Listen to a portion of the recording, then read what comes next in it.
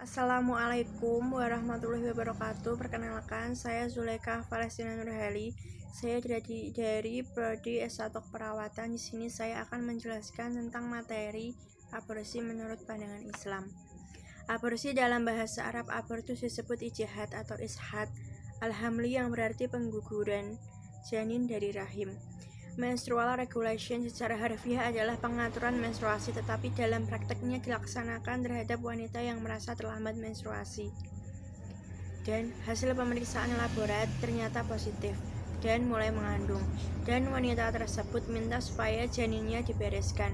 Abortus dan menstrual regulation pada hakikatnya adalah pembunuhan janin secara terselubung. Isi pasal 299 KUHP. Barang siapa dengan sengaja mengobati seorang wanita atau menyuruhnya supaya diobati dengan diberitahukan atau memberikan harapan bahwa dengan pengobatan hamilnya dapat digugurkan, diancam dengan pidana penjara paling lama 4 tahun. Jika yang bersalah melakukan kejahatan tersebut dalam menjalankan pencarian, maka dapat dicabut haknya untuk melakukan pencarian itu. Hukum aborsi. Para ulama mengelompokkannya dalam 3 fase. Sejalan dengan kehidupan janin terbagi dalam 3 fase, yaitu sebelum 40 hari, setelah 40 hari, dan sesudah 120 hari. Batas 120 hari ini didasarkan pada hadis di mana Nabi Muhammad SAW bersabda, menyebutkan bahwa janin sebagai nutfah selama 40 hari, al-haqqat 40 hari, dan muhdah 40 hari. Golongan yang mengharamkan pengguguran pada setiap tahap pertumbuhan janin sebelum diberi nyawa, nutfah, al-haqqat, dan muhdah.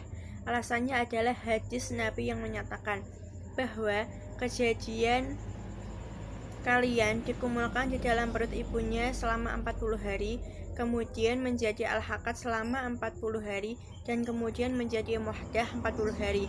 Kemudian Allah SWT mengutus malaikat untuk meniupkan ruh. Hadis riwayat Bukhari Muslim.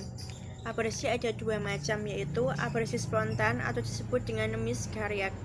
Aborsi ini terjadi disebabkan mekanisme alamiah sehingga terjadinya hasil konsepsi yang abnormal. Kedua, aborsi buatan atau disebut dengan abortus provocatus. Aborsi ini terjadi akibat intervensi tertentu yang bertujuan mengakhiri proses kehamilan. Resiko dan dampak aborsi: kematian mendadak karena pendarahan hebat, kematian mendadak karena pembiusan yang gagal, kematian secara lambat akibat infeksi serius di kandungan, kanker indung telur, kanker leher rahim, infeksi pada lapisan rahim.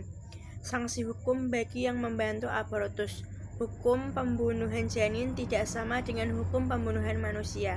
Pembunuhan janin dianggap kejahatan tersendiri dan ditetapkan hukuman khusus untuk orang yang bersalah atau yang melakukan serangan terhadap janin, baik itu disengaja untuk membunuh janin atau tindakan itu tidak khusus ditunjukkan untuk membunuh janin secara langsung.